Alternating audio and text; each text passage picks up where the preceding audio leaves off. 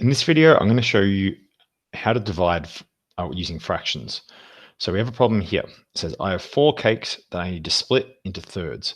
How many pieces of cake will I have?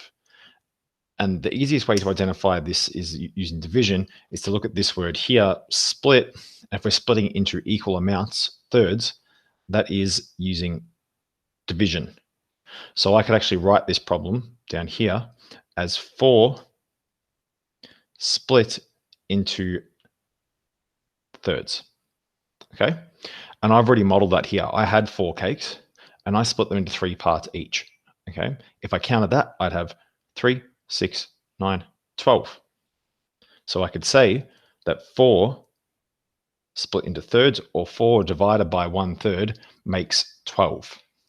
Okay. And we're going to be looking at that in a little bit more detail in a moment. Another example of this would be something down here. So let's just say this time I had 1/3 of the cake, but the whole cake was going to be split into 6ths. What I would need to do is share my cake into 6 parts and then highlight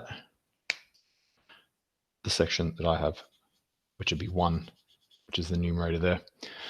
So now I could say, sorry, actually, that was incorrect. What I should say is I'm going to highlight both of these parts because I've shared my third into 6ths and I'm showing how many 6ths there are in that 1/3.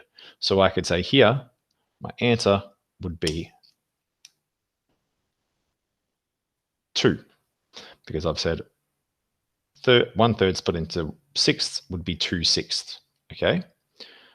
Now over here, you can see I've got written stay, change, flip.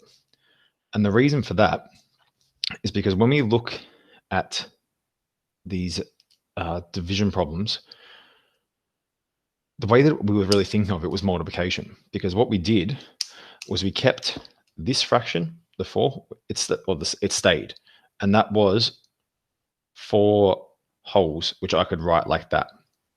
Then we're going to change our division symbol to a multiplication symbol. And then we flipped this other fraction. So I could write that as 3 wholes. And if you use your knowledge of multiplying fractions, you know that all we do is multiply the numerators. So that would make 12. And the denominators would make 1, which would make 12 wholes, which is the exact same answer as we got here. And if you're a little bit confused by that, I completely understand, because it's not something you would have probably done before in maths.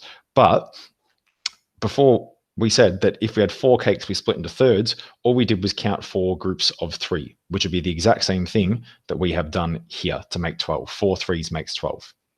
If I did the same thing with this problem down here, first thing is stay. So my first fraction stays the same. We're going to change the division symbol to multiplication. And we're going to flip our other fraction from 1/6 to 6/1, or 6 wholes. And if I did that, that would give me 6/3, or 6/3. Okay. Now, our answers are different here. Well, they appear to be different. But if I thought about this improper fraction, 6/3, as a mixed number, there are 3/3 in 1 whole, and we've got 2 groups of 3/3. So that would actually be the same thing as 2 wholes. Okay. So to recap, all you need to do when dividing fractions is your first fraction stays the same. You change the division symbol to a multiplication symbol, and you flip the second fraction and then solve it as a multiplication problem. Give that a try today, guys, and good luck.